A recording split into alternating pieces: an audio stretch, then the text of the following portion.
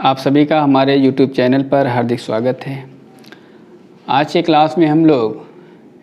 चुनाव आयोग क्या होता है, आचार संहिता क्या होती है, ये कब लागू होती है, कौन लागू करता है, आचार संहिता जब लागू होती है तो कौन कौन से नियमों का पालन करना होता है, आचार संहिता लागू होने के बाद कौन कौन से कार्य नहीं किए जा सकते, इन्हीं सब विषय वस्तु पर विस्तृत चर्चा करेंगे। जैसा कि हम जानते हैं कि भारत एक लोकतांत्रिक देश है। यहाँ जनता अपने मत का प्रयोग करते हुए अपने लिए शासक स्वयं चुनती है। जनता का जनता द्वारा जनता के लिए शासन की जो व्यवस्था होती है उसे हम लोकतंत्र कहते हैं। प्रत्येक 5 वर्ष पर लोकतंत्र का महापर्व आता है। इस महापर्व को शांति के साथ, आदर्श तरीके के साथ संपन्न कराने के लिए कुछ आयोग बनाए गए हैं, जिसमें संपूर्ण भारतवर्ष में जो चुनाव होता है अर्थात सांसदीय का जो चुनाव होता है उसके लिए राष्ट्रीय स्तर के चुनाव आयोग और राज्य में जो चुनाव होता है उसके लिए राज्य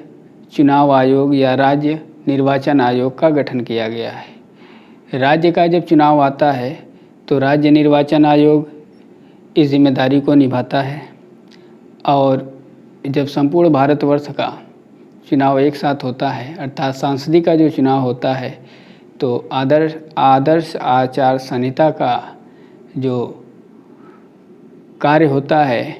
वो राष्ट्रीय निर्वाचन आयोग इस काम को करता है। तो हम लोग इस बात को पहले जानें कि आचार संहिता होती क्या है। जो निर्वाचन आयोग होता है या जो चुनाव आयोग होता है, चुनाव आयोग या निर्वाचन आयोग का मतलब ये होता है कि एक ऐसा संगठन या एक ऐसा आयोग जो चुनाव की क्रियाकलाप को आदर्श तरीके से पूरा कराने के लिए उत्तरदायी होता है, उसी को हम निर्वाचन आयोग या चुनाव आयोग के नाम से जानते हैं। आचार संहिता जो होता है वो निर्वाचन आयोग के द्वारा दिया गया वह दिशा निर्देश होता है, जिसको चुनाव की घोषणा से लेकर के चुनाव के रिज़ल्ट आने तक सभी व्यक्तियों को, सभी प्रत्याशियों को, समर्थकों को, नेताओं को अनिवार्य रूप से उसका पालन करना होता है। तो निर्वाचन आयोग के द्वारा दिए गए जो दिशा निर्देश होते हैं, जो चुनाव की घोषणा से लेकर के उसके परिणाम आने तक सभी लोगों को अनिवार्य रूप से उसका पालन करना होता है, उसी दिशा निर्देश के व्यवस्थित समूह को हम आचार संहिता के नाम से जानते हैं। आइए देखा जाए कि जो आचार संहिता होती है उसको लागू कौन करता है। तो आचार संहिता जो होती है इसको लागू करने का जो अधिकार होता है वो निर्वाचन आयोग को होता है। अब वो चाहे राष्ट्रीय स्तर का निर्वाचन आयोग हो या राज्य स्तर का निर्वाचन आयोग हो, जिस तरह का चुनाव होता है उस तरह के आयोग के द्वारा इसको लागू किया जाता है। अब सवाल ये उठता है कि जो आचार संहिता होती है इसकी आवश्यकता क्यों होती है। जैसा कि आप जानते हैं कि किसी भी कार्यक्रम को सुचारू रूप से, सही ढंग से, आदर्श तरीके से, शांति के साथ संपन्न कराने के लिए कुछ विशेष प्रकार के बल, नियम, कानून आदि की आवश्यकता होती है। तो चुनाव की प्रक्रिया को शांति के साथ, आदर्श तरीके के साथ, अनुशासनात्मक तरीके से इसको संपादित करने के लिए हमारे देश में आचार संहिता को लागू किया जाता है, ताकि चुनाव की प्रक्रिया में किसी तरह की दुर्व्यवस्था न हो सके। अब बात ये होती है कि आचार संहिता जो होती है वो कब से लागू होती है और कब तक मान्य होती है। तो चुनाव की घोषणा जब होती है तब से ये आचार संहिता प्रभावशाली होती है, और जब परिणाम आ जाता है उसके बाद स्वतः ही इसका प्रभाव समाप्त हो जाता है। अर्थात इसका जो ड्यूरेशन या अवधि होती है वो चुनाव की घोषणा से चुनाव के परिणाम आने तक होती है। अब सवाल ये उठता है कि जो आचार संहिता होती है, क्या इसका विधिक कोई आधार है, संविधान में इसका कोई जिक्र है, ये कहाँ से बनाया गया? तो याद रखिएगा, जो हमारे संविधान में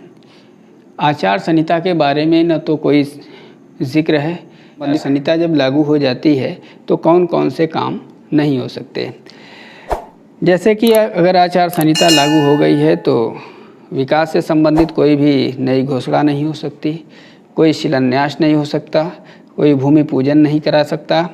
सरकारी खर्च पार्टी पे नहीं किए जा सकते, रैली अगर चुनाव से संबंधित करनी है तो पहले उसकी इजाज़त लेनी होगी, लाउड स्पीकर अगर इस्तेमाल करना है तो उसके लिए भी इजाज़त लेनी होती है, धर्म जाति संप्रदाय के नाम पर वोट नहीं मांगा जा सकता, सरकारी गाड़ी का, बंगले का, हवाई जहाज़ का कोई भी जो है नेता इसका अपने पार्टी के प्रचार प्रसार के लिए इसका इस्तेमाल नहीं कर सकता, मंदिर का, मस्जिद का या कोई भी धार्मिक जो प्लेस होता है इसका भी इस्तेमाल नहीं किया जा सकता। इसी तरह से वोट देने के लिए जो आम जनता है उसके ऊपर किसी तरह का लालच, किसी तरह का दबाव, किसी तरह का प्रलोभन नहीं दिया जा सकता। जिस दिन चुनाव होता है, जो बूथ बनाए जाते हैं उस बूथ पर किसी भी पार्टी का चुनाव चिन्ह नहीं होना चाहिए और बूथ में वही आदमी जा सकता है जिसके पास, अगर निर्वाचन आयोग का पास है तब तो वो बूथ तक जा सकते हैं और अगर पास नहीं है तो वो बूथ तक नहीं जा सकते। 100 मीटर के अंदर, बूथ के 100 मीटर के अंदर चुनाव से संबंधित किसी भी तरह का प्रचार प्रसार नहीं किया जा सकता और चुनाव जिस दिन होना होता है उसके 48 घंटे पहले तक, यानी 48 घंटे पहले चुनाव से संबंधित जो प्रचार प्रसार होता है, खुलेआम जो प्रचार प्रसार होता है उस पे बंदिश लगा दी जाती है। तो एक बात और याद रखनी है कि अगर सांसदीय का चुनाव होता है तो आचार संहिता जो होती है वो पूरे देश में लागू होती है और अगर ये राज्य स्तर का चुनाव होता है तो जो आचार संहिता होती है वो केवल राज्य तक ही सीमित होती है। तो आज की इस क्लास में हम लोगों ने आचार संहिता की परिभाषा, आचार संहिता क्या होती है, आचार संहिता कौन लागू करता है, आचार संहिता कब लागू हुई, कब से कब तक इसका ड्यूरेशन होता है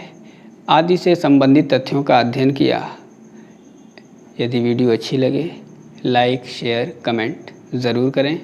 यदि कोई डाउट हो तो कमेंट बॉक्स में ज़रूर कमेंट करें। मिलेंगे फिर नेक्स्ट वीडियो में, तब तक के लिए बाय।